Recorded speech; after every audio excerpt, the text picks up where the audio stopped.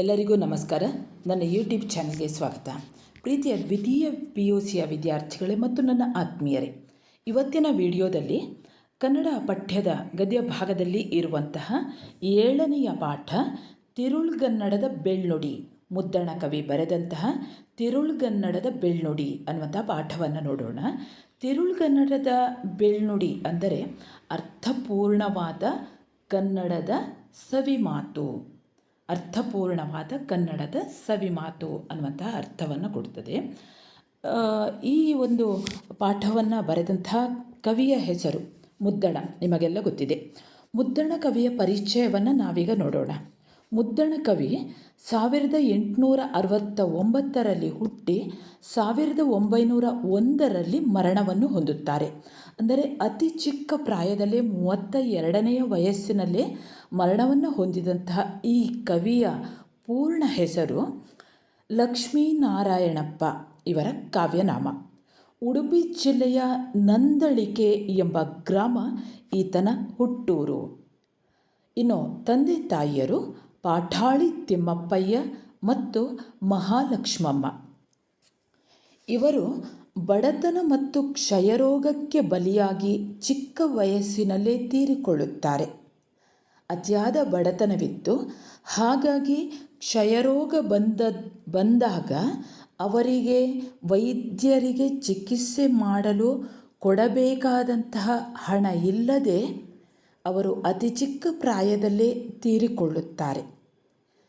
ಇವರು ಉಡುಪಿಯ ಹೈಸ್ಕೂಲಿನಲ್ಲಿ, ಅಂದರೆ ಬೋರ್ಡ್ ಹೈಸ್ಕೂಲಿನಲ್ಲಿ ವ್ಯಾಯಾಮ ಶಿಕ್ಷಕನಾಗಿಯೂ, ಕ್ರಿಶ್ಚಿಯನ್ ಹೈಸ್ಕೂಲಿನಲ್ಲಿ ಕನ್ನಡ ಪಂಡಿತನಾಗಿಯೂ ಕೆಲಸವನ್ನು ನಿರ್ವಹಿಸಿದವರು. ಇವರು ಪ್ರಯೋಗಶೀಲ ವ್ಯಕ್ತಿತ್ವದವರು, ಅಂದರೆ ಹೊಸದಾಗಿ ಶೋಧಿಸುವಂತಹ ವ್ಯಕ್ತಿತ್ವವುಳ್ಳವರಾಗಿದ್ದಂತಹ ಮುದ್ದಣ ಸಾಹಿತ್ಯ, ಸಂಗೀತ, ಯಕ್ಷಗಾನ ಕಲೆಗಳಲ್ಲಿ ವಿಶೇಷವಾದ ಆಸಕ್ತಿ ಮತ್ತು ಪರಿಶ್ರಮವನ್ನು ಹೊಂದಿದ್ದರು. ಇವರು ಬರೆದಂತಹ ಕೃತಿಗಳು ಅದ್ಭುತ ರಾಮಾಯಣ, ಶ್ರೀರಾಮ ಪಟ್ಟಾಭಿಷೇಕ, ರಾಮಾಶ್ವಮೇಧ ಇಂತಹ ಕೃತಿಗಳನ್ನು ರಚಿಸಿರುವಂಥದ್ದು. ಹಾಗೆಯೇ 2 ಯಕ್ಷಗಾನ ಪ್ರಸಂಗಗಳನ್ನು ರಚಿಸಿದ್ದಾರೆ. ಅವು ಯಾವುದೆಂದರೆ ರತ್ನಾವತಿ ಕಲ್ಯಾಣ, ಕುಮಾರ ವಿಜಯ. ಹಾಗೆಯೇ ವಾಲ್ಮೀಕಿ ರಾಮಾಯಣ ಮತ್ತು ಭಗವದ್ಗೀತೆಗಳನ್ನು ಕೂಡ ಇವರು ಕನ್ನಡಕ್ಕೆ ಅನುವಾದಿಸಿದ್ದಾರೆ. ಕಾಮಶಾಸ್ತ್ರ ಕುರಿತ ಗ್ರಂಥವೊಂದು ಇವರ ಹೆಸರಿನಲ್ಲಿದೆ. ಹಾಗೆ ಒಂದು ಕಾದಂಬರಿಯನ್ನು ಕೂಡ ಬರೆದಿದ್ದಾರೆ. ಅದು ಅಪೂರ್ಣವಾಗಿದೆ.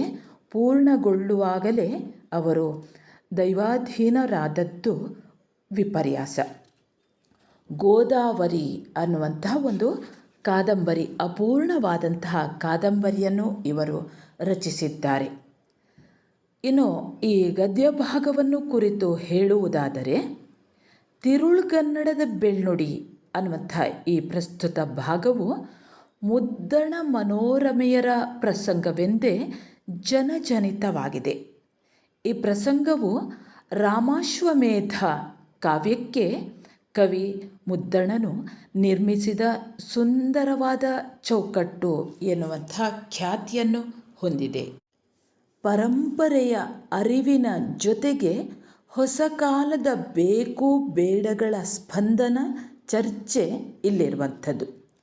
ಮೇಲ್ನೋಟಕ್ಕೆ ಸತಿಪತಿಯರ ಸರಸದ ಮಾತುಗಳಂತೆ ಕಂಡರೂ, ಅಂದರೆ ಅಲ್ಲಿ ಯಾವುದೋ ಮುದ್ದಣ ಮನೋರಮೆ ಇಬ್ಬರೂ ಕೂಡ ಸತಿಪತಿಯರು ಮಾತನಾಡುವಂತಹ ಒಂದು ಸಂತೋಷವಾದಂತಹ ಮಾತುಗಳಂತೆ ನಮಗೆ ಇಲ್ಲಿ ಕಂಡರೂ ಕೂಡ, ಈ ಪ್ರಸಂಗ ಹೊಸ ಕಾಲದ ಕನ್ನಡ ಓದುಗರ ಅಪೇಕ್ಷೆ ಏನಿದೆ, ನಿರೀಕ್ಷೆ ಏನಿದೆ ಅನ್ನುವಂಥದ್ದನ್ನು ಆ ಇಬ್ಬರು ಸತಿಪತಿಯರು ಮಾತನಾಡುತ್ತಾ ಇರುವಾಗಲೇ ನಾವು ಇದನ್ನು ಇಲ್ಲಿ ಗಮನಿಸಬಹುದು.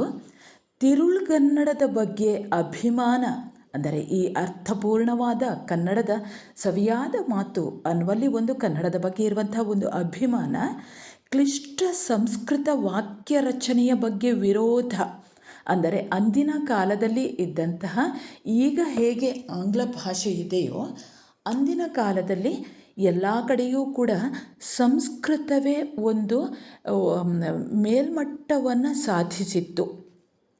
ಅದನ್ನು ವಿರೋಧಿಸುವಂಥದ್ದನ್ನು ಕೂಡ ನಾವು ಇಲ್ಲಿ ಮನೋರಮೆಯ ಮಾತುಗಳಲ್ಲಿ ಗಮನಿಸಬಹುದು. ಅಂದರೆ ಇಲ್ಲಿ ಆ ಮಾತುಗಳ ಆ ಒಂದು ಭಾಷೆಯ ಬಗ್ಗೆ ವಿರೋಧವನ್ನು ವ್ಯಕ್ತಪಡಿಸುವಂಥದ್ದು.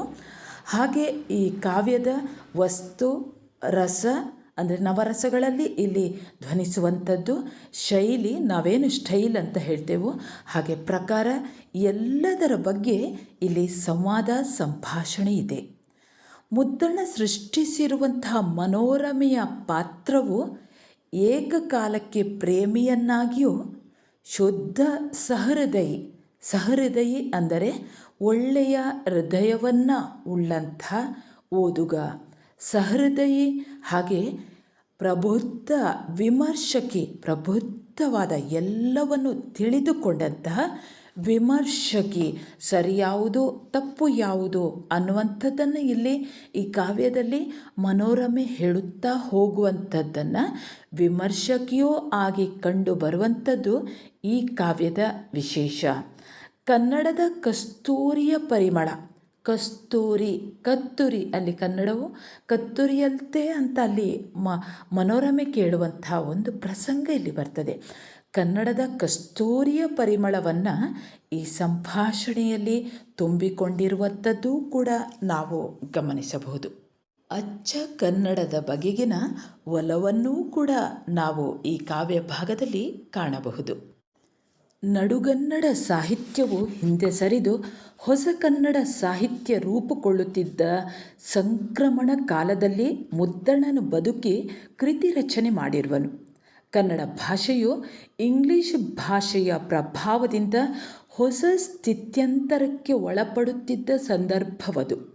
ಈ ಸಂದಿಗ್ಧ ಸಂಕ್ರಮಣ ಕಾಲದ ಗೊಂದಲಗಳು, ಬದಲಾವಣೆಯ ಹಾದಿ ಮುಂತಾದವುಗಳ ಚರ್ಚೆಯನ್ನು ಮುದ್ದಣನಲ್ಲಿ ಕಾಣಬಹುದು. ಪದ್ಯಂ ವದ್ಯಂ ಗದ್ಯಂ ಹೃದ್ಯಂ ಎಂಬ ಅವನ ಹೇಳಿಕೆಯು ಆಧುನಿಕ ಕಾಲದ ಹುಟ್ಟಿನೊಂದಿಗೆ ಪದ್ಯವನ್ನು ಪಕ್ಕಕ್ಕೆ ಒತ್ತರಿಸಿ ಗದ್ಯ ಆ ಸ್ಥಳವನ್ನು ಆಕ್ರಮಿಸಿಕೊಳ್ಳುತ್ತಿದ್ದುದರ ಸೂಚನೆಯೂ ಆಗಿದೆ. ಗದ್ಯ ಆಧುನಿಕ ಕಾಲದ ಸಂಕೀರ್ಣತೆಯನ್ನು ವಿವರಗಳಲ್ಲಿ ಕಟ್ಟಿಕೊಟ್ಟ ಭಾಷಿಕ ರೂಪ. ಕನ್ನಡಂ ಕಸ್ತೂರಿಯಲ್ತೆ ಎಂಬುದು ಸಂಸ್ಕೃತ ಭೂಯಿಷ್ಠತೆಯನ್ನು ವಿರೋಧಿಸುವಂತೆಯೂ ಅಚ್ಚಗನ್ನಡದ ದೇಸಿ ಶೈಲಿಯ ಬಗೆಗಿನ ಒಲವೂ ಕೂಡ ಆಗಿದೆ. ಪ್ರೀತಿಯ ವಿದ್ಯಾರ್ಥಿಗಳೇ, ಈಗ ನಾವು ವಿವರಣೆಯನ್ನು ನೋಡೋಣ. ಕಾಡುಂ ನಾಡುಂ ಮನೋಜ್ಞಮಾಗೆ ಸಂಪ್ರಾಪ್ತಮಾದ ವರ್ಷ ಕಾಲದೊಳು ಒಂದು ದಿವಸಂ. ಕಾಡುಂ ನಾಡುಂ, ಕಾಡು ನಾಡುಗಳಿಗೆ ಮನೋಜ್ಞಮಾಗೆ, ಇಲ್ಲಿ ಮನೋಜ್ಞಮಾಗೆ ಬಿಡಿಸಿ ಬರೆಯುವಂಥದ್ದು, ಮನೋಜ್ಞಂ ಆಗೆ ಮನೋಹರವಾಗಿ, ಸಂಪ್ರಾಪ್ತಮಾದ ಒದಗಿ ಬಂದಿರುವ, ವರ್ಷ ಕಾಲದೊಳು, ವರ್ಷ ಅಂದರೆ ಮಳೆ, ಮಳೆ, ವರ್ಷ ಕಾಲದೊಳು ಒಂದು ದಿವಸಂ, ಮಳೆಗಾಲದಲ್ಲಿ ಒಂದು ದಿವಸಂ ಅಂದರೆ ದಿವಸಂ ದಿನ, ಮಳೆಗಾಲದಲ್ಲಿ ಒಂದು ದಿನ, ಬೈಗುಂಬೊಳ್ತಿನೊಳ್, ಬೈಗು ಅಂದರೆ ಸಂಜೆ, ಪೊಳ್ತು ಹೊತ್ತು, ಸಂಜೆಯ ಸಮಯದಲ್ಲಿ, ಸಂಜೆಯ ಹೊತ್ತಿನಲ್ಲಿ, ಎಂದಿನಂತೆ ಇರಲ್, ಎಂದಿನಂತೆ, ಓಲಗಂ ಪರಿಯೆ, ಓಲಗ ಅಂದರೆ ಸಭೆ, ಓಲಗ ರಾಜನ ಸಭೆ, ರಾಜನ ಸಭೆಯು ಪರಿಯೆ ಅಂದರೆ ಮುಗಿಯಲು, ಕಬ್ಬಿಗರ ಬಲ್ಲಹಂ ಮುದ್ದಣನು, ಕಬ್ಬಿಗರ ಬಲ್ಲಹ ಅಂದರೆ ವಲ್ಲಭ, ಒಡೆಯ, ಗುರು, ಕಬ್ಬಿಗರ ಕವಿಗಳ ಒಡೆಯನಾದಂತಹ, ಕವಿಗಳ ಗುರುವಾದಂತಹ ಮುದ್ದಣನು ಅರಮನೆಯಿಂ ಪೊರಮಟ್ಟು, ಅರಮನೆಯಿಂದ ಹೊರಟು ನೆರೆವೀದಿ ವಿಡಿದು, ಪಕ್ಕದ ಬೀದಿಯನ್ನು ಹಿಡಿದು, ಪೊರೆವೀಡಿಂಗೆ ಐತರ್ಪುದು, ಪೊರೆವೀಡು ತನ್ನನ್ನು ರಕ್ಷಿಸುವಂಥ ತನ್ನ ಮನೆ ಅಂದರೆ ತನ್ನ ಮನೆಗೆ ಐತರ್ಪುದು ಬರುತ್ತಿರಲು, ಆತನ ಮಡದಿ ಮನೋರಮೆ ದೂರದೆ ಕಂಡು. ಆತನ ಮಡದಿಯಾದಂತಹ ಮನೋರಮೆಯು ಯಾರ? ಮುದ್ದಣನ ಮಡದಿಯಾದಂತಹ ಮನೋರಮೆಯು ದೂರದೆ ಕಂಡು. ಅಂದರೆ ಆತನು ಬರುತ್ತಿರುವುದನ್ನು ದೂರದಲ್ಲೇ ಕಂಡು ಎದ್ದು ಇದಿರು ಒಂದು ಬಿಡಿಸಿ ಬರೆಯಿರಿ.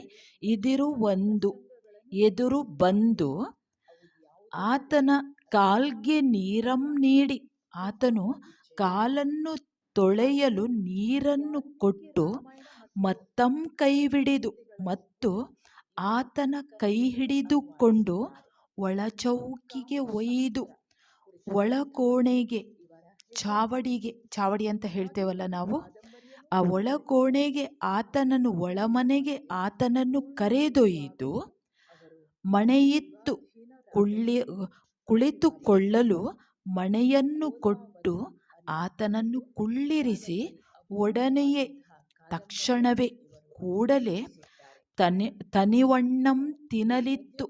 ತನಿವಣ್ಣಂ ರಸಭರಿತವಾದ ಹಣ್ಣುಗಳನ್ನು ತಿನ್ನಲು ಕೊಟ್ಟು ಕೆನೆವಾಲಂ ಕೆನೆ ಕುಡಿಸು ಹಾಲು, ಕೆನೆ ಹಾಲು, ರುಚಿಭರಿತವಾದಂತಹ ಆ ಕೆನೆ ಹಾಲನ್ನು ಕುಡಿಯಲು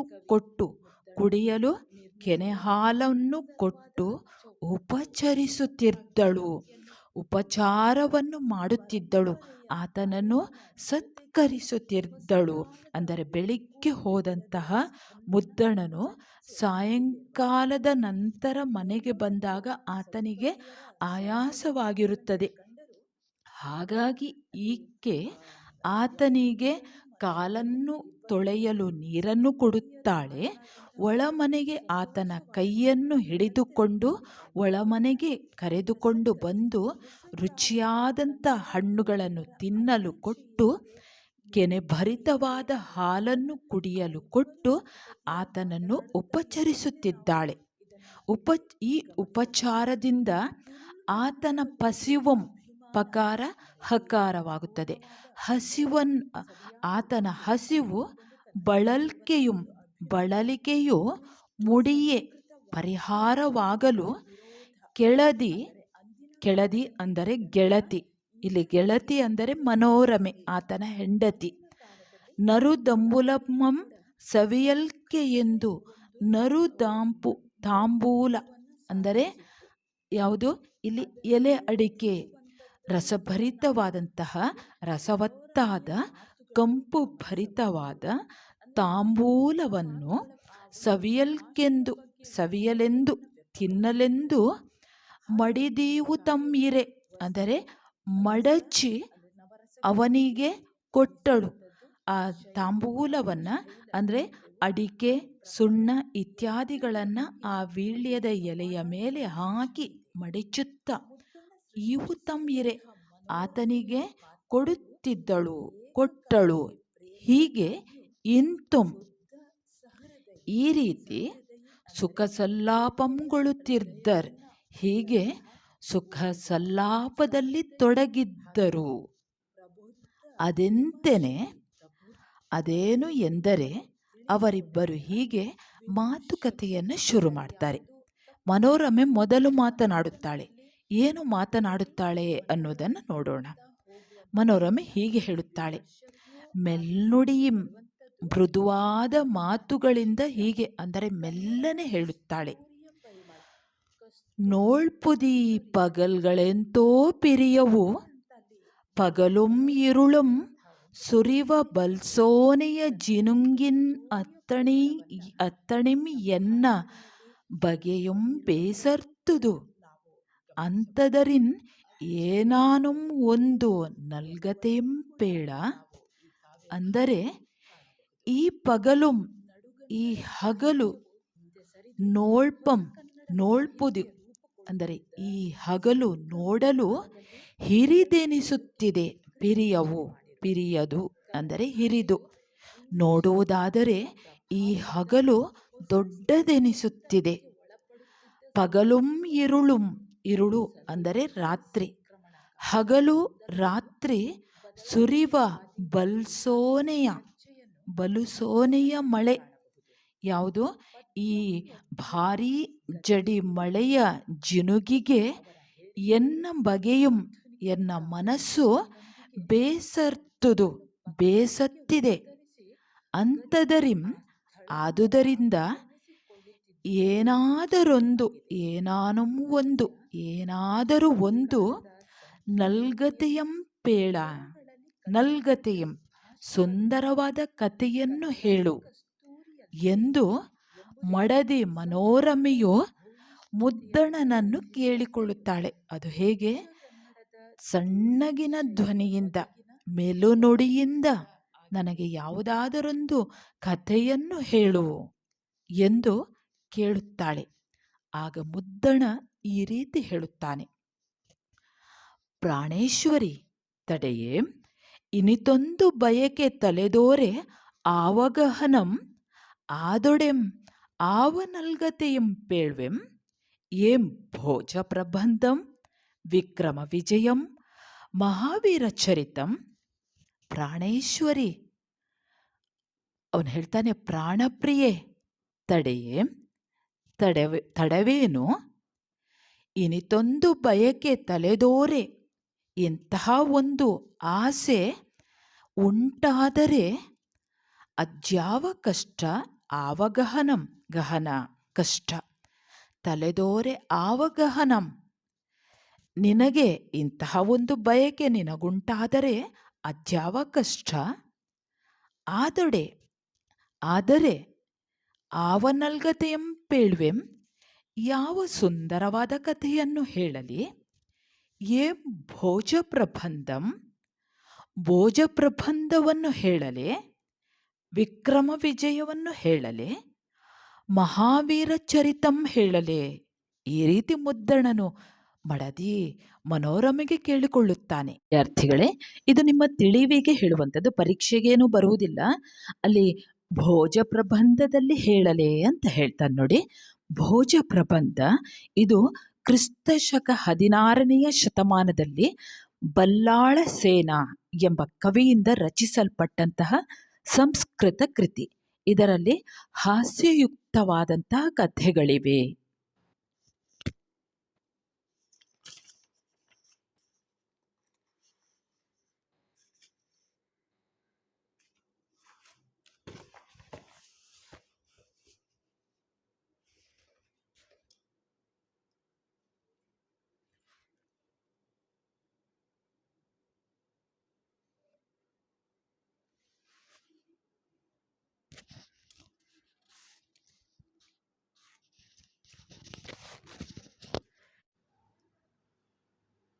ವಿಕ್ರಮ ವಿಜಯ ಕ್ರಿಸ್ತ ಶಕ 11-12ನೇ ಶತಮಾನದಲ್ಲಿ ಬದುಕಿದ್ದ ಬಿಲ್ಹಣ. ಈತನ ವಿಕ್ರಮಾಂಕ ದೇವಚರಿತೆ ಈ ಕಾವ್ಯವನ್ನು ಗಮನದಲ್ಲಿ ಇಟ್ಟುಕೊಂಡು ಈ ಹೆಸರನ್ನು ಹೇಳಬೇಕು ಅಂತ ಆಗಿನ ವಿದ್ವಾಂಸರ ಅಭಿಮತವಾಗಿತ್ತು. ಈ ಕಾಲದಲ್ಲಿ 6ನೇ ವಿಕ್ರಮಾದಿತ್ಯನ ವಿಜಯ ಯಾತ್ರೆಯ ವರ್ಣನೆ ಈ ವಿಕ್ರಮ ವಿಜಯದಲ್ಲಿ ಇದೆ. ಇನ್ನೊಂದು ಮಹಾವೀರ ಚರಿತಂ, ಮಹಾವೀರ ಚರಿತವನ್ನು ಹೇಳಲೆ ಅಂತ ಮುದ್ದಣ ಮನೋರಮೆಗೆ ಹೇಳ್ತಾನೆ. ಮಹಾವೀರ ಚರಿತ ಇದು ಕ್ರಿಸ್ತ ಶಕ 7ನೇ ಶತಮಾನದಲ್ಲಿ ಭವಭೂತಿಯಿಂದ ರಚಿಸಲ್ಪಟ್ಟಂತಹ ಸಂಸ್ಕೃತ ನಾಟಕ. ಅದೇ ಈ ಮೂರರಲ್ಲಿ ಯಾವುದನ್ನು ಹೇಳಲಿ? ಭೋಜ ಪ್ರಬಂಧವನ್ನು ಹೇಳಲೆ, ವಿಕ್ರಮ ವಿಜಯವನ್ನು ಹೇಳಲೆ, ಮಹಾವೀರ ಚರಿತೆಯನ್ನು ಹೇಳಲೆ ಅಂತ ಇಲ್ಲಿ ಮುದ್ದಣ ಮನೋರಮೆಗೆ ಹೇಳುವಂಥದ್ದು. ಮುಂದೆ ಮನೋರಮೆ ಹೀಗೆ, ಮುದ್ದಣ ಹೀಗೆ ಹೇಳಿದಾಗ ಮನೋರಮೆ ಹೀಗೆ ಹೇಳುತ್ತಾಳೆ: ಇಸ್ಸಿ ಇವರಳು ಎನಗೆ ಅಳ್ಕರಿಲ್ಲಂ, ಉಳಿದೊಡಂ ಬಟ್ಟೆದೋರುವ ರಸಭರಿತಂ ಚರಿತಮೈಸೆ. ಇಸ್ಸಿ ಅಂದರೆ ಅಯ್ಯೋ, ಇವರಳು ಎನಗೆ ಅಳ್ಕರಿಲ್ಲಂ, ಅಳ್ಕರಿಂ ಅಂದರೆ ಪ್ರೀತಿ. ಅಯ್ಯೋ, ಇವರಲ್ಲಿ ಅಂದರೆ ಅಂತಹ ಕಥೆಯಲ್ಲಿ ನನಗೆ ಆಸಕ್ತಿ ಇಲ್ಲ. ಇನ್ನೂ ಒಂದು ಮಾತನ್ನು ಹೇಳ್ತಾಳೆ: ಉಳಿದೊಡಂ ಅಳಿದೊಡಂ ಅಂದರೆ ಉಳಿದರೂ ಅಳಿದರೂ. ಬಟ್ಟೆ ದೋರಿಪ ಅಂದರೆ ಬಟ್ಟೆ ಅಂದರೆ ದಾರಿ, ಮಾರ್ಗ. ನಾನಾರ್ಥ ಬರೆಯಿರಲ್ಲಿ ನಿಮಗೆ ಈಗಾಗಲೇ ಹೇಳಿದ್ದಿರ್ಬೋದು. ಬಟ್ಟೆ ಒಂದು ಅರ್ಥ ವಸ್ತ್ರ, ಇನ್ನೊಂದು ಅರ್ಥ ದಾರಿ. ಉಳಿದರೂ ಕೂಡ ಮತ್ತು ಅಳಿದರೂ ಕೂಡ, ಅಂದರೆ ಯಾವುದೇ ಒಂದು ದಾರಿ ಕಾಣದೇ ಇರುವಂತಹ ಸಂದರ್ಭ ಒದಗಿದಾಗ ದಾರಿ ತೋರಿಸುವಂತಹ ರಸಭರಿತವಾದ ಚರಿತಮೈಸೆ, ರಸಭರಿತವಾದ ಕಥೆಯನ್ನು ಹೇಳು. ಅಂದರೆ ಈ ಭೋಜ ಪ್ರಬಂಧದಲ್ಲಿ ಹಾಗೆ ಉಳಿದಂತಹ ಮಹಾವೀರ ಚರಿತದಲ್ಲಿ, ವಿಕ್ರಮಾರ್ಜುನ ವಿಜಯ, ಇದರಲ್ಲಿ ನನಗೆ ಆಸಕ್ತಿ ಇಲ್ಲ. ಏನು ಉಂಟಾದರೂ ಕೂಡ ಜೀವನದಲ್ಲಿ ಯಾವುದೇ ಸೋಲು ಉಂಟಾದರೂ ಕೂಡ ಮಾರ್ಗವನ್ನು ತೋರಿಸುವಂತಹ ಕಥೆಗಳಿಲ್ಲವೇ? ಅಂತಹ ರಸಭರಿತವಾದ ಕಥೆಯನ್ನು ಹೇಳು. ಆಗ ಮುದ್ದಣ್ಣ ಈ ರೀತಿ ಹೇಳ್ತಾನೆ: ನಿನಗಾವ ರಸದೊಳೆ ಇಷ್ಟಂ, ಶೃಂಗಾರ ರಸದೊಳೆ, ವೀರರಸದೊಳೆ, ಹಾಸ್ಯ ರಸದೊಳೆ. ನಿನಗೆ ಯಾವ ರಸದ ಕಥೆಯೇ ಇಷ್ಟ? ಶೃಂಗಾರ ರಸದಲ್ಲೇ, ವೀರರಸದಲ್ಲಿಯೇ, ಹಾಸ್ಯ ರಸವೇ? ಮುದ್ದಣ್ಣ ಕೇಳ್ತಾನೆ. ಇಲ್ಲಿ ರಸ ಅನ್ನುವಂಥದ್ದು, ಈ ರಸ ಅನ್ನೋದಕ್ಕೆ ಇದೊಂದು ಅನುಭೂತಿ, ರಸಾನುಭವ ಅಂತ ಹೇಳ್ತಾರೆ. ರಸ ಸಂತೋಷ ಅನ್ನುವಂಥದ್ದು. ಇಲ್ಲಿ ನಾನಾರ್ಥ ಬರೆಯಿರಿ ಅನ್ನುವಂಥದ್ದು ಬರ್ಬೋದು ವಿದ್ಯಾರ್ಥಿಗಳೇ. ರಸ ದ್ರವ, ಸಾರ, ಭಾವ, ಹಾಗೆ ಸಂತೋಷ ಅನ್ನುವಂತಹ ಅರ್ಥವೂ ಬರ್ತದೆ. ಇಲ್ಲಿ ಈ ರಸಗಳು 9: ಶೃಂಗಾರ ರಸ, ಹಾಸ್ಯ, ರೌದ್ರ, ಕರುಣ, ಬೀಭತ್ಸ, ವೀರ, ಭಯಾನಕ, ಅದ್ಭುತ ಮತ್ತು ಶಾಂತರಸಗಳು ಅಂತ ಹೇಳ್ತೇವೆ. ಇಲ್ಲಿ ಯಾವ ರಸದಲ್ಲಿ ಹೇಳಲಿ ಅನ್ನುವಂಥದ್ದನ್ನು ಮುದ್ದಣ ಕೇಳ್ತಾನೆ. ಶೃಂಗಾರ ರಸದಲ್ಲಿ ಹೇಳಲಿ ಅನ್ನುವಂಥದ್ದು. ಈ ರಸಗಳ ಬಗ್ಗೆ ಹೇಳುವಾಗ ಕಾವ್ಯ ಮೀಮಾಂಸೆಯಲ್ಲಿ ಈ ನವರಸಗಳ ಬಗ್ಗೆ ಹೇಳಿರುವಂಥದ್ದು. ಇಲ್ಲಿ ನಮಗೆ ಶೃಂಗಾರ ರಸ ಅನ್ನುವಂಥದ್ದು ಗಂಡು ಹೆಣ್ಣುಗಳ ಶರೀರದ ಆಕರ್ಷಣೆ ಒಂದು ಕೇಂದ್ರವಾಗಿ ಉಳ್ಳಂಥ ಒಂದು ಭಾವ ವಿಶೇಷ. ಇದನ್ನು ಶೃಂಗಾರ ರಸ ಅಂತ ಹೇಳ್ತಾರೆ. ಈ ಶೃಂಗಾರ ರಸದಲ್ಲಿ ಹೇಳಲೆ. ಹಾಗೆ ಇನ್ನೊಂದು ಹೇಳ್ತಾನೆ, ವೀರರಸದಲ್ಲಿ ಹೇಳಲೆ. ವೀರರಸ ಅಂದರೆ ಉತ್ಸಾಹ ಮೂಲವಾದಂಥ ಒಂದು ಸಾಹಸ ಪ್ರದರ್ಶನದಿಂದ ಉಂಟಾಗುವಂಥ ಭಾವಾನುಭವ, ಇದು ವೀರರಸ. ಇನ್ನೊಂದು ಹೇಳ್ತಾನೆ, ಹಾಸ್ಯರಸದಲ್ಲಿ ಹೇಳಲೆ. ಹಾಸ್ಯರಸವೇ. ಹಾಸ್ಯ ಇಲ್ಲಿ ಯಾವುದಾದ್ರೂ ಒಂದು ಮೂಲದಿಂದ ಹುಟ್ಟುವಂಥ ಒಂದು ಸಂತೋಷದ ಅನುಭವ. ಈ 3 ಶೃಂಗಾರ ರಸದಲ್ಲಿ ಹೇಳಲೆ, ವೀರರಸದಲ್ಲಿ ಹೇಳಲೆ, ಹಾಸ್ಯರಸದಲ್ಲಿ ಹೇಳಲೆ ಅನ್ನುವಂಥದ್ದನ್ನು ಅವನು ಕೇಳ್ತಾನೆ. ಆಗ ಮುದ್ದಣನ ಈ ಮಾತುವಿಗೆ ಮನೋರಮೆ ಹೀಗೆ ಹೇಳ್ತಾಳೆ: ಯಾವ ರಸದಲ್ಲಿ ಎಂದರೆ ಯಾವ ರಸದಲ್ಲಿ ನಾನು ಹೇಳಿ ಅಂತ ಹೇಳಿದಾಗ ಅವಳು ಹೇಳ್ತಾಳೆ, ಆವ ರಸದೊಳೆಂದೊಡೆ. ಯಾವ ರಸ ಎಂದರೆ ನವರಸದೊಳಂ, ನವರಸಗಳಲ್ಲಿ ಯಾವುದಾದರೂ ಒಂದು. ಆ 9 ರಸಗಳಿವೆ ಅಲ್ಲ, ಅದರಲ್ಲಿ ಯಾವುದಾದರೂ ಒಂದರಲ್ಲಿ ಹೇಳಿ ಅಂತ ಮನೋರಮೆ ಹೇಳ್ತಾಳೆ. ಆ ಮುದ್ದಣ ಈ ರೀತಿ ಹೇಳ್ತಾನೆ: ಅಂತಿರೆ ಮತ್ತಮ್ಮ ಕತೆ ಯಾವುದು? ಅಂತಿರೆ, ಹಾಗಾದರೆ ಮತ್ತೆ ಅಂತಹ ಕತೆ ಯಾವುದು? ನವರಸಗಳಲ್ಲಿ ಹೇಳಿ ಅಂತ ಹೇಳಿದಾಗ ಹಾಗಾದರೆ ಯಾವುದನ್ನು ಹೇಳಿ ಅಂತ ಅವನು ಮುದ್ದಣ ಮನೋರಮೆಗೆ ಕೇಳ್ತಾನೆ. ರಾಮಾಯಣದೊಳೆ ನಾನು ಒಂದು. ಮನೋರಮೆ ಹೇಳ್ತಾಳೆ ಅಲ್ಲಿ, ರಾಮಾಯಣದಲ್ಲಿ ಯಾವುದಾದರೂ ಒಂದು, ಏನಾನು ಒಂದು, ಯಾವುದಾದರೂ ಒಂದು. ಮುದ್ದಣ್ಣ ಹೇಳ್ತಾನೆ, ಅಂತೆ ಅಕ್ಕೆ ಸೀತಾ ಸ್ವಯಂವರಂ ಪೇಳ್ವೆಂ. ಅಂತೆ ಅಕ್ಕೆ, ಹಾಗೆಯೇ ಆಗಲಿ, ಸೀತಾ ಸ್ವಯಂವರವನ್ನು ಹೇಳುವೆ. ಆಗ ಮನೋರಮೆ ಹೇಳ್ತಾಳೆ, ಅದಕ್ಕೂ ಹೇಳ್ತಾಳೆ, ಆ ಮುನ್ನಮೇ ಕೇಳ್ದಿರ್ಪೆನಲ್ತೆ.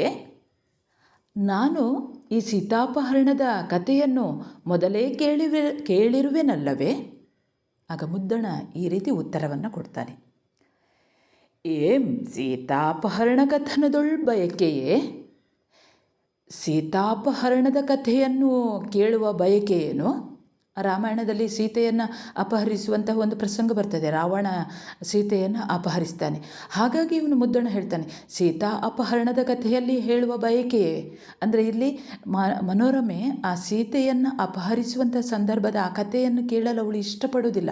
ಅವಳು ಹೇಳ್ತಾ ಇರುವಾಗಲೇ ಅವಳು ಕೂಗುವಂಥದ್ದು ಒಂದು ಪ್ರಸಂಗವನ್ನು ನಾವಿಲ್ಲಿ ಕಾಣ್ಬೋದು. ಅದಕ್ಕೆ ಬೇಕಂತಲೇ ಅವನು ಹೇಳ್ತಾನೆ ಸೀತಾ ಅಪಹರಣ ಅಂದರೆ ಅವಳದು ಮೃದು ಸ್ವಭಾವ. ಯಾವುದಾದ್ರೂ ಇಂತಹ ಒಂದು ಇನ್ನೊಬ್ಬರಿಗೆ ನೋವನ್ನು ಉಂಟು ಮಾಡುವಂಥ ಯಾವ ಕಥೆಯನ್ನು ಕೇಳಲು ಇಲ್ಲಿ ಮನೋರಮೆ ಬಯಸುವುದಿಲ್ಲ. ಅದಕ್ಕೆ ಬೇಕಂತಲೇ ಅವನು ಹೇಳುವಂಥದ್ದು. ಆಗ ಮನೋರಮೆ ಹೇಳ್ತಾಳೆ, ಆನುಲ್ಲೆಂ, ಅದನ್ನು ನಾನು ಒಲ್ಲೆ, ಅದು ನನಗೆ ಬೇಡ, ನನಗೆ ಅದು ಇಷ್ಟ ಇಲ್ಲ ಅಂತ ಹೇಳ್ತಾಳೆ. ಆಗ ಮುದ್ದಣ ಈ ರೀತಿ ಹೇಳ್ತಾನೆ, ಮೇಣ್ ಆವನಲ್ಗತೆಯಂ ಪೇಳುವೆನೋ, ಮತ್ತಾವ ಸುಂದರ ಕಥೆಯನ್ನು ಹೇಳಲಿ, ಮೇಣ್ ಬಿಡು, ಹಾಗಾದರೆ ನನಗೆ ಮತ್ತೆ ಯಾವ ಸುಂದರ ಕಥೆಯನ್ನು ಹೇಳಲಿ. ಆಗ ಮನೋರಮೆ ಹೀಗೆ ಹೇಳ್ತಾಳೆ, ಇಂತೇಗೂ ಸುರ್ವೈ ನಾಡೊಳು ಎನಿತೋ ರಾಮಾಯಣಂಗಳಂ ಒಳವು ನೀಮ್ ಕೇಳ್ದುದರೊಳ್ ಒಂದಂ ನಲ್ಮೆದೋರೆ ಕಂಡು ಪೇಳುವುದು. ಇಂತೇಗೆ ಉಸಿರುವೈ, ಉಸಿರು ಹೇಳು ಶ್ವಾಸ, ಇಲ್ಲಿ ಇಂತೇಗೆ ಉಸಿರುವೈ ಹಾಗೇಕೆ ಹೇಳುವೆ, ನಮ್ಮ ನಾಡೊಳು ಎನಿತೋ ರಾಮಾಯಣಗಳು ಒಳವು, ಈ ನಮ್ಮ ನಾಡಿನಲ್ಲಿ ಎಷ್ಟೋ ರಾಮಾಯಣದ ಕಥೆಗಳಿವೆ.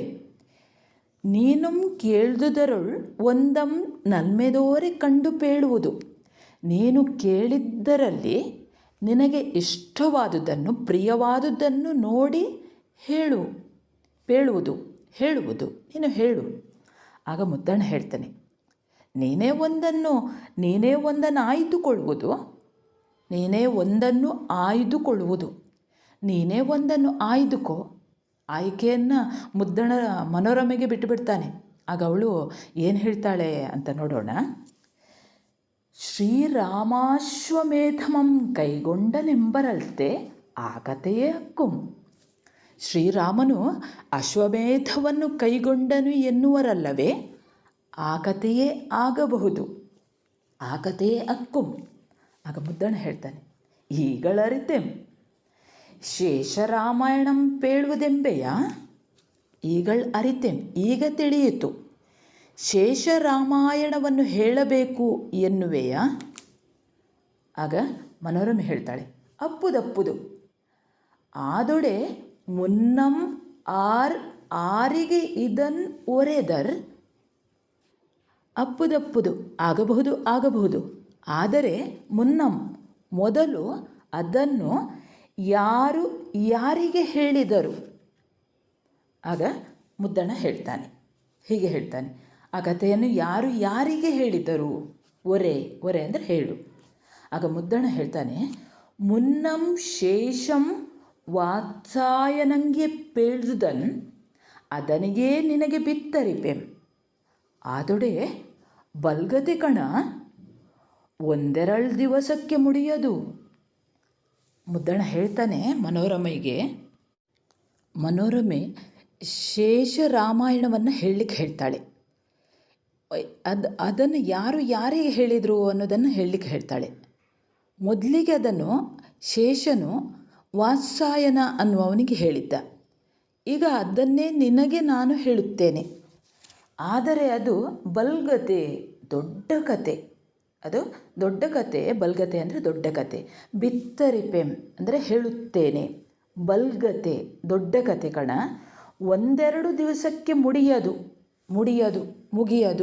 ಮುಗಿಯುವುದಿಲ್ಲ.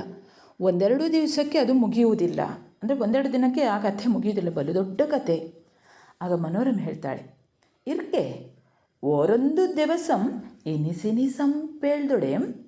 ಇರ್ಕೆ ಇರಲಿ, ಒಂದೊಂದು ದಿವಸ, ಒಂದೊಂದು ದಿನವು ಅಂದರೆ ದಿನವು ಅನ್ನುವಂಥ ಅರ್ಥ. ಓರೊಂದು ದಿವಸಂ ಇನಿಸಿನಿಸಂ ಪೇಳ್ದೊಡೆಂ, ಎಷ್ಟೆಷ್ಟು ಹೇಳಿದರೆ ಸಾಕು ಹೇಳ್ತಾಳೆ. ಆಗ ಮುದ್ದಣ ಹೇಳ್ತಾನೆ, ಅಕ್ಕುಂ ಆವಧಾಟ್ಯೋಳ್ ಪೇಳ್ವೆಂ, ಪದ್ಯದೊಳ್ ಪೇಳ್ವೆನೋ ಗದ್ಯದೊಳ್. ಮುದ್ದಣನದು ಮುಗಿಯೋದಿಲ್ಲ ಅವಳಿಗೆ ಹೇಳುವಂಥದ್ದು. ಅವರಿಬ್ಬರ ಸಂಭಾಷಣೆಯನ್ನು ನಾವು ಗಮನಿಸ್ಬೋದು. ಮುದ್ದಣ ಹೇಳ್ತಾನೆ, ಆಗಲೇ ಅಕ್ಕುಂ ಆವ ಧಾಟಿಯೊಳ್ ಪೇಳ್ವೆಂ, ಯಾವ ಧಾಟಿಯಲ್ಲಿ ಹೇಳಲಿ, ಧಾಟಿ ಅಂದರೆ ರೀತಿ, ಯಾವ ಧಾಟಿಯಲ್ಲಿ ಹೇಳಲಿ, ಪದ್ಯದೊಳ್ ಪೇಳ್ವೆನೋ ಪದ್ಯದಲ್ಲಿ ಹೇಳಲಿ, ಗದ್ಯದೊಳ್ ಪೇಳುವುದು ಗದ್ಯ ರೂಪದಲ್ಲಿಯೋ, ಅಂದರೆ ಪದ್ಯ ರೂಪದಲ್ಲಿ ಹೇಳಲಿಯಾ ಗದ್ಯ ರೂಪದಲ್ಲಿ ಹೇಳಲಿಯಾ? ಆಗ ಮನೋರಮೆ ಹೇಳ್ತಾಳೆ, ಪದ್ಯಂ ವದ್ಯಂ ಗದ್ಯಂ ಹೃದ್ಯಂ ಆದರಿಂ ಹೃದ್ಯಮಪ್ಪ ಗದ್ಯದೊಳೇ ಪೇಳುವುದು. ಪದ್ಯಂ ವದ್ಯಂ ಹೇಳ್ತಾಳೆ ಅವಳು. ಯಾವುದು? ಪದ್ಯ ರೂಪದಲ್ಲಿ ಬೇಡ, ವದ್ಯಂ ಪದ್ಯವು ಅಪ್ರಿಯ, ಪದ್ಯ ನನಗೆ ಇಷ್ಟ ಆಗುವುದಿಲ್ಲ. ಗದ್ಯವು ಹಿತಕರ, ಗದ್ಯವು ಹೃದ್ಯಂ ಹೃದಯಕ್ಕೆ ಹತ್ತಿರವಾಗಿರುತ್ತದೆ, ಗದ್ಯವು ಹಿತಕರ.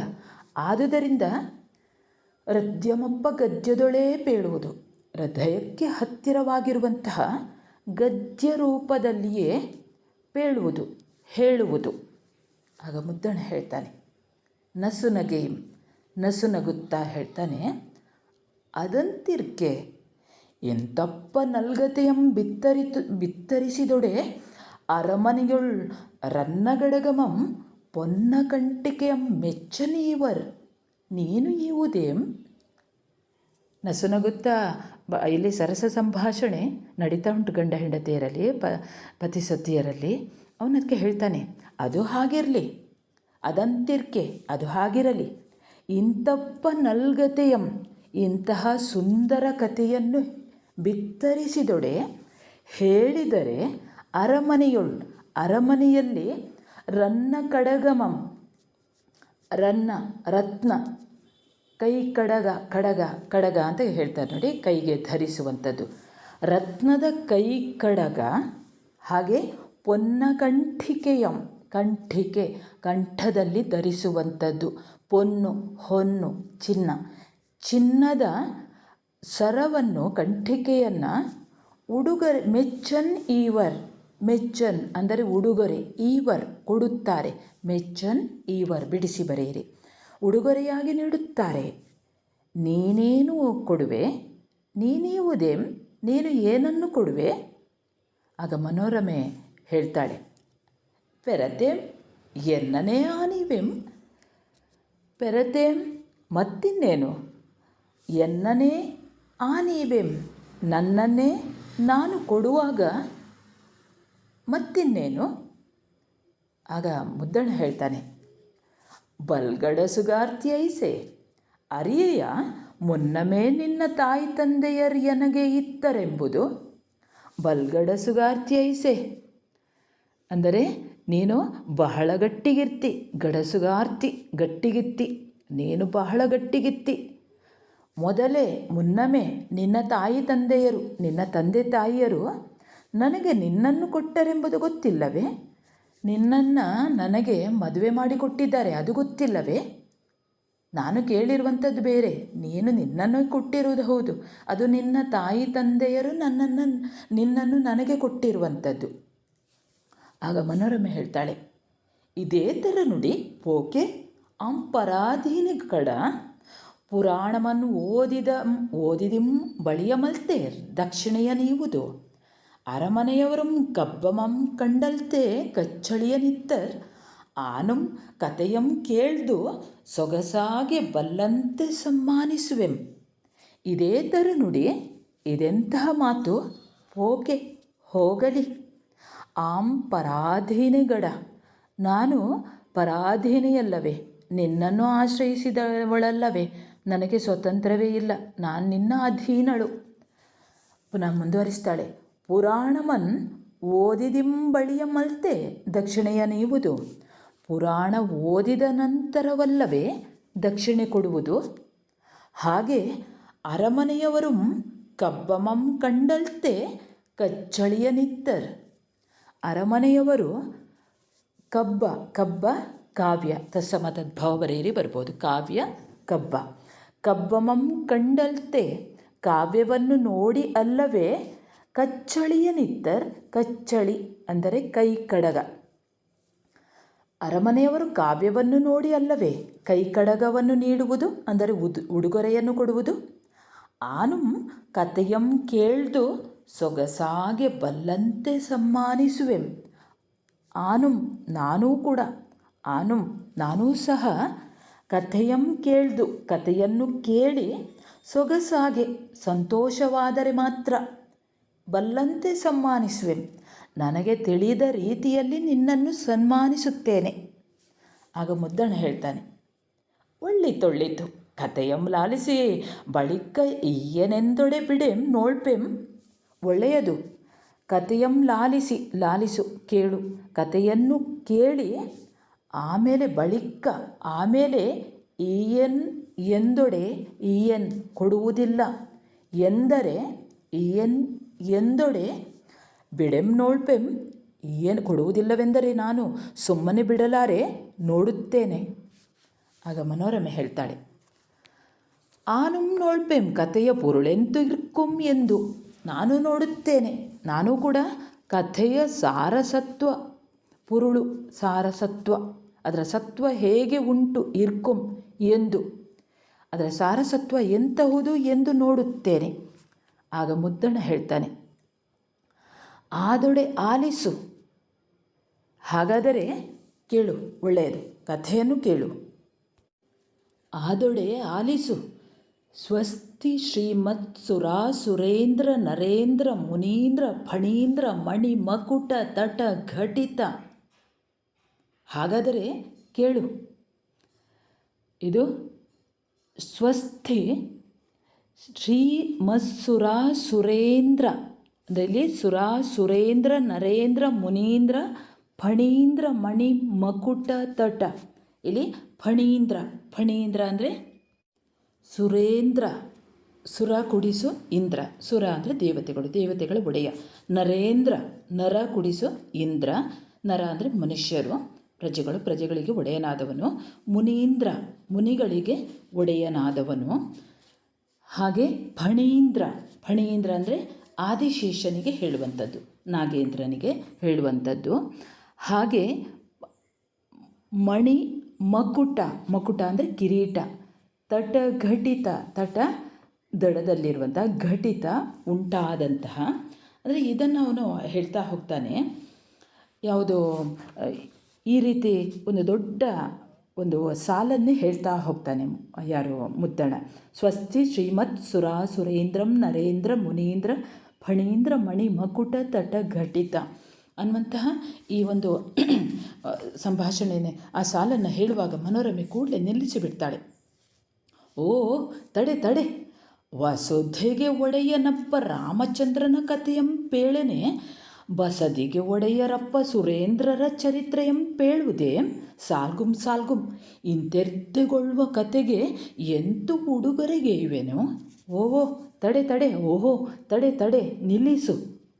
ವಸುಧೆ, ವಸುಧೆ ಅಂದರೆ ಭೂಮಿ, ಭೂಮಿಗೆ ಒಡೆಯನಾದ ರಾಮಚಂದ್ರನ ಕಥೆಯನ್ನು ಹೇಳು ಎಂದರೆ ಬಸದಿಗೆ, ಬಸದಿ ಅಂದರೆ ಚೈತ್ಯಾಲಯ, ಜೈನರ ದೇವಾಲಯ, ಬಸದಿಗೆ ಒಡೆಯರಾದ ಸುರೇಂದ್ರರ ಚರಿತ್ರೆಯನ್ನು ಹೇಳುವುದೇ.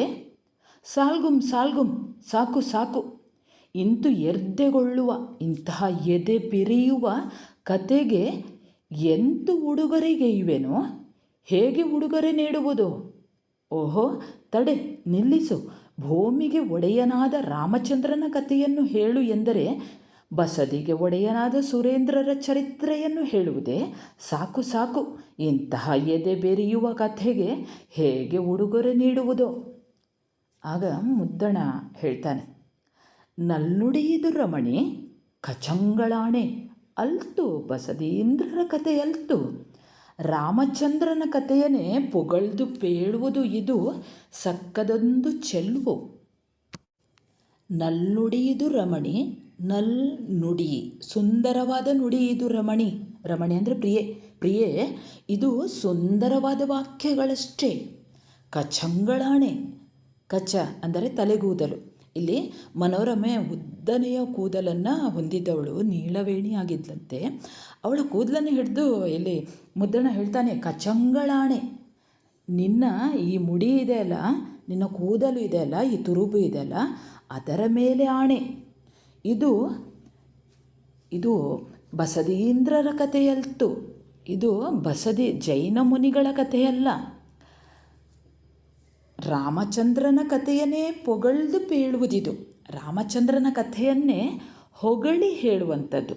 ರಾಮಚಂದ್ರನ ಕಥೆಯನ್ನೇ ಹೊಗಳಿ ಹೇಳುವಂತಹ ಸಕ್ಕದದ ಒಂದು ಚೆಲುವು, ಸಕ್ಕದ ಸಂಸ್ಕೃತ ತತ್ಸಮ ತದ್ಭವ ಬರೆಯಿರಿ ಬರ್ಬೋದು. ಸಂಸ್ಕೃತ ಅಂತ ಬಂದರೆ ಸಕ್ಕದ ಅಂತ ಬರೆಯಿರಿ, ಸಕ್ಕದ ಅಂತ ಬಂದರೆ ಸಂಸ್ಕೃತ ಅಂತ ಬರೆಯಿರಿ. ಇದು ಸಕ್ಕದದ ಒಂದು ಚೆಲುವು, ಇದು ಸಂಸ್ಕೃತದ ಒಂದು ಚೆಲುವು. ಯಾವುದು? ರಾಮಚಂದ್ರನ ಕಥೆಯನ್ನೇ ಹೊಗಳಿ ಹೇಳುವಂತಹ ಸಂಸ್ಕೃತದ ಚೆಲುವು ಇದು. ಮನೋರಮೆ ಹೇಳ್ತಾಳೆ, ಲೇಸು ಲೇಸು ನೀರಿಳಿಯದ ಗಂಟಲೊಳ್ ಕಡುಬಂ ತುರುಕಿದಂತಾಯ್ತು, ಕನ್ನಡದ ಸೊಗಸನ್ ಅರಿಯಲಾರ್ತನಿಲ್ಲ ನನಗೆ, ಸಕ್ಕದದ ಸೊಗಸಂಪೇಳುವುದು ಗಡ. ಲೇಸು ಲೇಸು, ಒಳ್ಳೆದಾಯ್ತು ಒಳ್ಳೆದಾಯ್ತು. ನೀರಿಳಿಯದ ಗಂಟಲೊಳ್, ನೀರು ಇಳಿಯದ ಗಂಟಲಲ್ಲಿ ಕಡುಬಂ ತುರುಕಿದಂತಾಯಿತು, ಕಡುಬನ್ನು ತುರುಕಿದಂತೆ ಆಯಿತು. ಕನ್ನಡದ ಸೊಗಸನ್ ಅರಿಯಲಾರ್ತೆನ್, ಕನ್ನಡದ ಸೊಗಸನ್ನೇ ತಿಳಿಯುವ ಸಾಮರ್ಥ್ಯ ಎನಗಿಲ್ಲ, ಎನಗೆ ಸಕ್ಕದದ ಸೊಗಸಂಪೇಳುವುದಂಗಡ. ಇನ್ನು ನೀನು ನನಗೆ ಸಂಸ್ಕೃತದ ಸೊಗಸನ್ನು ಹೇಳುತ್ತಿರುವೆಯಾ?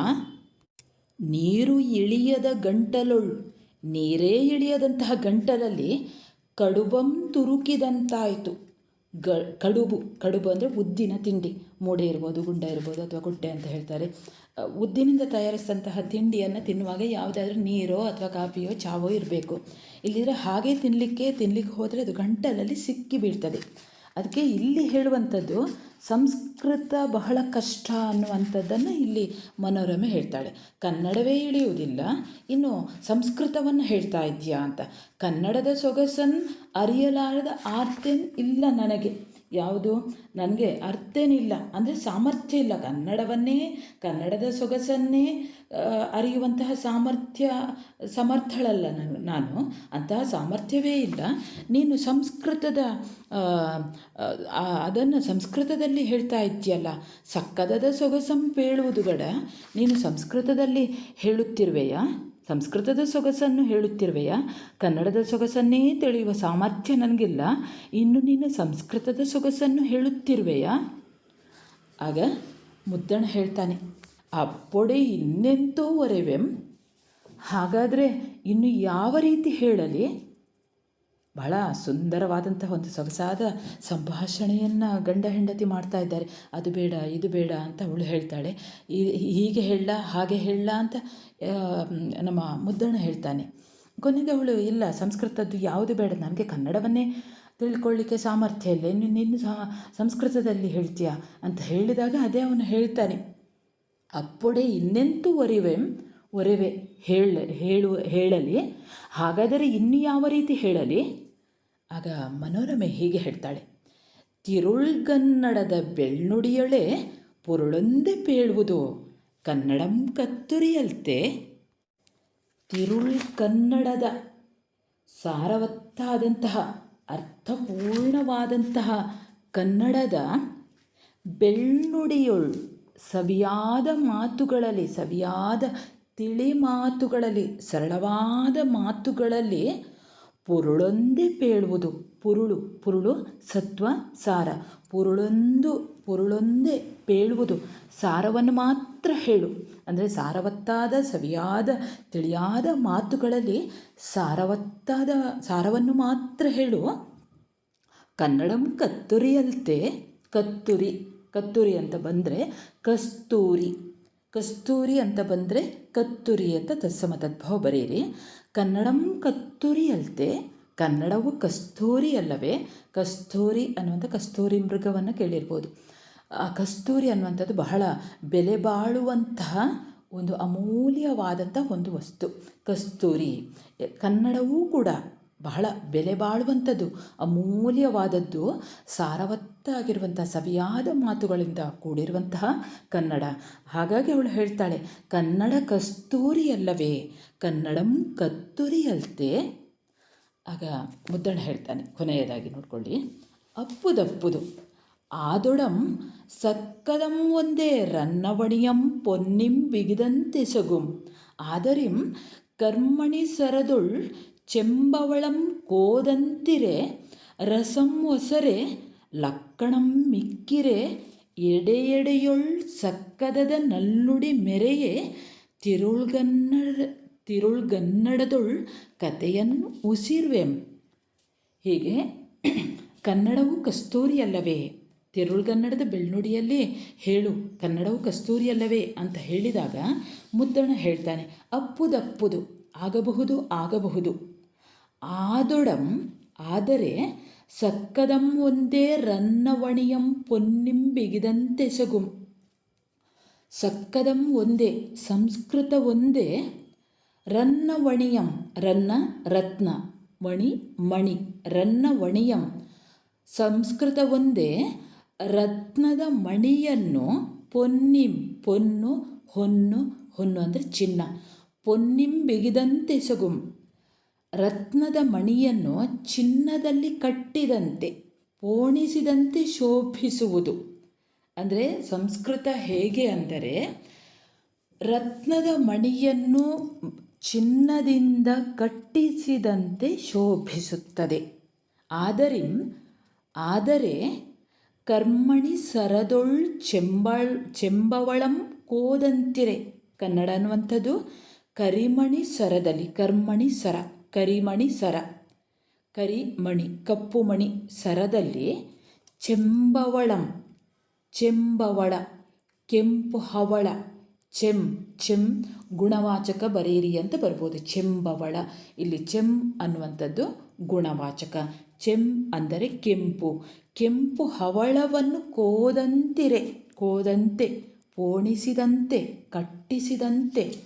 ಕರಿಮಣಿ ಸರದಲ್ಲಿ ಕೆಂಪು ಹವಳ, ಸರಿಯಾಗಿ ಕಲ್ಪಿಸಿಕೊಳ್ಳಿ ಅಥವಾ ನೋಡಿಕೊಳ್ಳಿ, ಕಪ್ಪು ಮಣಿಯಲ್ಲಿ ಕೆಂಪು ಹವಳವನ್ನು ಕಟ್ಟಿದಂತೆ ಕೋದಂತಿರೆ ರಸಂ ಒಸರೆ ರಸಸ್ಫುರಿಸುವ, ಲಕ್ಕಣಂ ಮಿಕ್ಕಿರೆ ಕಾವ್ಯಲಕ್ಷಣವಿರುವ, ಲಕ್ಕಣ ಲಕ್ಷಣ, ಕಾವ್ಯಲಕ್ಷಣ ಇರುವ,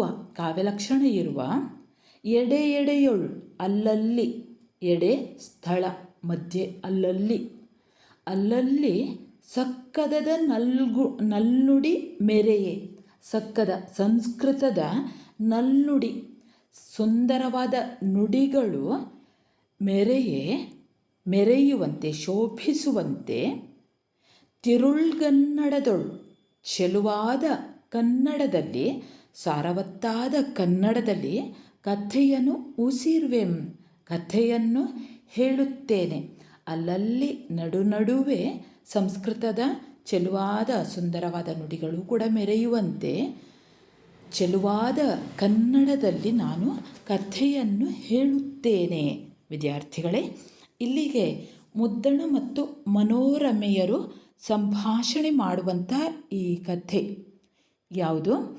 ತಿರುಳ್ಗನ್ನಡದ ಬೆಳ್ನುಡಿ ಅನ್ನುವಂಥದ್ದು. ಇನ್ನು ಮುಂದೆ ಈ ಕಥೆ ಮುಂದುವರಿತಾ ಹೋಗ್ತದೆ. ಈ ರಾಮಾಶ್ವಮೇಧದ ಕಥೆ ಮುಂದುವರಿಯುತ್ತಾ ಹೋಗ್ತದೆ. ಒಂದನ್ನು ನೆನಪಲ್ಲಿ ಇಟ್ಕೊಳ್ಳಿ ವಿದ್ಯಾರ್ಥಿಗಳೇ, ಈ ಒಂದು ತಿರುಳ್ಗನ್ನಡದ ಬೆಳ್ನುಡಿಯನ್ನು ಆಕರವಾಗಿ ತೆಗೆದುಕೊಂಡಿರುವಂಥದ್ದು ಮುದ್ದಣ ಭಂಡಾರ. ಇದನ್ನು ನೆನಪಲ್ಲಿ ಇಟ್ಕೊಳ್ಳಿ. ಕೃತಿ ಆಕರ ಗ್ರಂಥ ಯಾವುದು, ಆಕರ ಕೃತಿ ಯಾವುದು ಅನ್ನುವಂಥದ್ದು ಮುದ್ದಣ ಭಂಡಾರ. ಇದನ್ನು ನೀವು ನೆನಪಲ್ಲಿ ಇಟ್ಟುಕೊಳ್ಬೇಕು. ಮುಂದೆ ಒಂದು ವಾಕ್ಯದ ಪ್ರಶ್ನೆಗಳು ಮತ್ತು 2 ಅಂಕದ ಪ್ರಶ್ನೆಗಳಿಗೆ ಉತ್ತರವನ್ನು ನೋಡಿಕೊಳ್ಳುವ ವಿದ್ಯಾರ್ಥಿಗಳೇ ಗಮನವಿಟ್ಟು ಕೇಳಿ. ಮೊದಲ ಪ್ರಶ್ನೆ, ಮುದ್ದಣ ಅರಮನೆಯಿಂದ ಬರುತ್ತಿರುವುದನ್ನು ನಿಂತು ನೋಡಿದವರು ಯಾರು? ಮುದ್ದಣ ಅರಮನೆಯಿಂದ ಬರುತ್ತಿರುವುದನ್ನು ಅವನ ಮಡದಿ ಮನೋರಮೆ ನಿಂತು ನೋಡುತ್ತಾಳೆ. ಯಾವ ಕಥೆ ಹೇಳಬೇಕೆಂದು ಮನೋರಮೆ ಕೇಳಿದಳು? ದಾರಿ ತೋರುವ ನವರಸಭರಿತವಾದ ರಾಮಾಯಣದಲ್ಲಿ ಯಾವುದಾದರೊಂದು ಕಥೆ ಹೇಳುವಂತೆ ಮನೋರಮೆ ಕೇಳಿದಳು. ಮೂರನೇ ಪ್ರಶ್ನೆ, ಶೇಷನು ರಾಮಾಯಣದ ಕಥೆಯನ್ನು ಯಾರಿಗೆ ಹೇಳಿದನು? ಉತ್ತರ, ಶೇಷನು ರಾಮಾಯಣದ ಕಥೆಯನ್ನು ವಾತ್ಸಾಯನನಿಗೆ ಹೇಳಿದನು. ನಾಲ್ಕನೇ ಪ್ರಶ್ನೆ, ಎಂತಹ ಗದ್ಯದಲ್ಲಿ ಕಥೆ ಹೇಳಬೇಕೆಂದು ಮನೋರಮೆ ಕೇಳುವಳು? ಹೃದಯವೆನಿಸುವ ಅಂದರೆ ಹಿತಕರವಾದ ಗದ್ಯದಲ್ಲಿ ಕತೆ ಹೇಳು ಎಂದು ಮನೋರಮೆ ಕೇಳುವಳು. 5ನೇ ಪ್ರಶ್ನೆ, ಮನೋರಮೆ ಬಹುಮಾನವಾಗಿ ಏನನ್ನು ಕೊಡುವೆನೆಂದಳು? ಉತ್ತರ, ಮನೋರಮೆ ಬಹುಮಾನವಾಗಿ ತನ್ನನ್ನೇ ತಾನು ಕೊಡುವೆನೆಂದಳು. 6ನೇ ಪ್ರಶ್ನೆ, ವಸುಧೆಗೆ ಒಡೆಯನೆನಿಸಿದವನು ಯಾರು? ಉತ್ತರ, ವಸುಧೆಗೆ ಒಡೆಯನೆನಿಸಿದವನು ರಾಮಚಂದ್ರ. 7ನೇ ಪ್ರಶ್ನೆ, ಕನ್ನಡವು ಕಸ್ತೂರಿಯಲ್ಲವೇ ಎಂದವರು ಯಾರು? ಉತ್ತರ, ಮುದ್ದಣನ ಮಡದಿ ಮನೋರಮೆಯು ಕನ್ನಡವು ಕಸ್ತೂರಿಯಲ್ಲವೇ ಎಂದವರು ಎನ್ನುತ್ತಾಳೆ. 2 ಅಂಕದ ಪ್ರಶ್ನೆಗಳು. ಮುದ್ದಣನನ್ನು ಮನೋರಮೆ ಹೇಗೆ ಉಪಚರಿಸಿದಳು? ಉತ್ತರ, ಕಾಲು ತೊಳೆಯಲು ನೀರನ್ನು ಕೊಟ್ಟು ಮತ್ತೆ ಕೈ ಹಿಡಿದು ಒಳಮನೆಗೆ ಕರೆದೊಯ್ದು ಮಣೆಯನ್ನಿಟ್ಟು ಕುಳ್ಳಿರಿಸಿ ರುಚಿಯಾದ ಹಣ್ಣನ್ನು ತಿನ್ನಲು ಕೊಟ್ಟು ಕೆನೆ ಹಾಲನ್ನು ಕುಡಿಯಲು ನೀಡಿ ಮನೋರಮೆ ಮುದ್ದಣನನ್ನು ಉಪಚರಿಸಿದಳು. 2ನೇ ಪ್ರಶ್ನೆ, ಮನೋರಮೆ ಕತೆ ಹೇಳು ಎಂದು ಕೇಳಲು ಕಾರಣವೇನು? ಈ ಹಗಲುಗಳು ತುಂಬ ದೊಡ್ಡವು. ಹಗಲಿರುಳು ಸುರಿಯುವ ಭಾರೀ ಮಳೆಯಿಂದ ಮನಸ್ಸು ಬೇಸತ್ತಿದೆ. ಆದುದರಿಂದ ಮನೋರಮೆ ಬೇಸರ ಕಳೆಯಲು ಮುದ್ದಣನನ್ನು ಕತೆ ಹೇಳು ಎಂದು ಕೇಳುವಳು. 3ನೇ ಪ್ರಶ್ನೆ, ಕತೆಯನ್ನು ಯಾವ ರಸಗಳಲ್ಲಿ ಹೇಳು ಎಂದು ಮುದ್ದಣನು ಹೇಳಲಿ ಎಂದು ಮುದ್ದಣ ಕೇಳಿದನು? ಉತ್ತರ, ನಿನಗೆ ಯಾವ ರಸವು ಇಷ್ಟ? ಶೃಂಗಾರ ರಸ, ವೀರರಸ ಅಥವಾ ಹಾಸ್ಯದಲ್ಲಿ ಕಥೆಯನ್ನು ಹೇಳಲೇ ಎಂದು ಮುದ್ದಣ ಮನೋರಮೆಯಲ್ಲಿ ಕೇಳಿದನು. 4ನೇ ಪ್ರಶ್ನೆ, ಯಾವ ಧಾಟಿಯಲ್ಲಿ ಕಥೆಯನ್ನು ಹೇಳೆಂದು ಮನೋರಮೆ ಕೇಳಿದಳು? ಉತ್ತರ, ಪದ್ಯವು ಅಪ್ರಿಯ, ಗದ್ಯವು ಹೃದಯಕ್ಕೆ ಪ್ರಿಯವಾದುದು, ಹಿತಕರವಾದುದು. ಆದುದರಿಂದ ಹಿತಕರವಾದ ಗದ್ಯದ ಧಾಟಿಯಲ್ಲೇ ಕಥೆಯನ್ನು ಹೇಳು ಎಂದು ಮನೋರಮೆ ಮುದ್ದಣನನ್ನು ಕೇಳಿದಳು. 5ನೆಯ ಪ್ರಶ್ನೆ, ಅರಮನೆಯಿಂದ ಎಂತಹ ಬಹುಮಾನ ಸಿಗಬಹುದು ಎಂದು ಮುದ್ದಣ ಹೇಳಿದನು? ಸುಂದರವಾದ ಕಥೆಯನ್ನು ಹೇಳಿದರೆ ಅರಮನೆಯಲ್ಲಿ ತನಗೆ ರತ್ನದ ಕೈಕಡಗವೋ ಚಿನ್ನದ ಕಂಠಾಭರಣವೋ ಸಿಗಬಹುದು ಎಂದು ಮುದ್ದಣ ಹೇಳಿದನು. 6ನೆಯ ಪ್ರಶ್ನೆ, ನೀರಿಳಿಯದ ಗಂಟಲಲ್ಲಿ ಕಡುಬನ್ನು ತುರುಕಿದಂತಾಯಿತು ಎಂದು ಮನೋರಮೆ ಹೇಳಿದ್ದು ಏಕೆ? ಉತ್ತರ, ಕನ್ನಡದ ಸೊಗಸನ್ನೇ ತಿಳಿಯಲು ಅಸಮರ್ಥಳಾದ ತನಗೆ ಸಂಸ್ಕೃತದ ಸೊಬಗಿನಲ್ಲಿ ಕತೆ ಹೇಳಿದರೆ ನೀರಿಳಿಯದ ಗಂಟಲಲ್ಲಿ ಕಡುಬನ್ನು ತುರುಕಿದಂತಾಯಿತು ಎಂದು ಮನೋರಮೆ ಹೇಳಿದಳು. 7ನೆಯ ಕೊನೆಯ ಪ್ರಶ್ನೆ, ಸಂಸ್ಕೃತ ಕನ್ನಡಗಳು ಸೇರಿದರೆ ಹೇಗೆ ಸೊಗೈಸುತ್ತದೆ?